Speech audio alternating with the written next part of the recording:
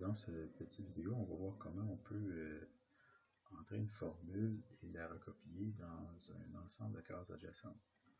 Donc, ici, ce qu'on veut, c'est le pourcentage qui correspond au nombre qui est juste ici. Donc, ce nombre-là, on va rentrer égal ça divisé par ça. Okay. Donc là, on a le pourcentage. Normalement, il faudrait faire égal ça divisé par ça. Mais il y a quelque chose de plus simple que ça. C'est, on va faire la suppression ici. Tout d'abord, ce qu'on va faire un petit changement très intéressant. Il faut savoir que dans Excel, on va mettre pourcentage, on va rajouter une décimale. Il faut savoir que dans Excel, on peut utiliser ici la poignée de recopie, puis on peut recopier vers le bas. Donc si on fait ça, là il y a un petit problème, c'est que quand on recopie, regardez ici, on a D23 sur D29, puis quand on recopie ici, on a D24 sur D30. Donc on a ça ici, divisé par cette case-là ici, où est-ce qu'il n'y a rien dedans.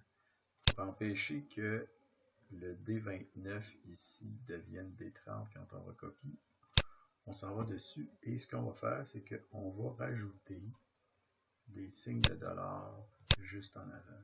OK, signe de dollar, signe de dollar. Donc si on fait ça, en rajoutant des signes de dollar, ce qu'on fait, c'est qu'on empêche que quand on recopie vers le bas, ça change. Okay.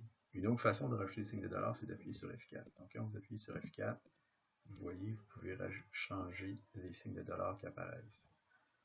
En fait, d'habitude, moi, j'appuie toujours sur F4 au lieu de rajouter à la main les signes de dollar. Une fois que les signes de dollar sont rajoutés, là, on peut utiliser, on peut appuyer sur Entrée, et là, on peut utiliser la poignée de recopie, et vous voyez ce qui va se passer quand on va recopier ici. On va arriver à 18% parce que le D23 va être devenu D24, mais le D29 va rester lui-même. Donc, on peut recopier comme ça, et on obtient tout notre pourcentage.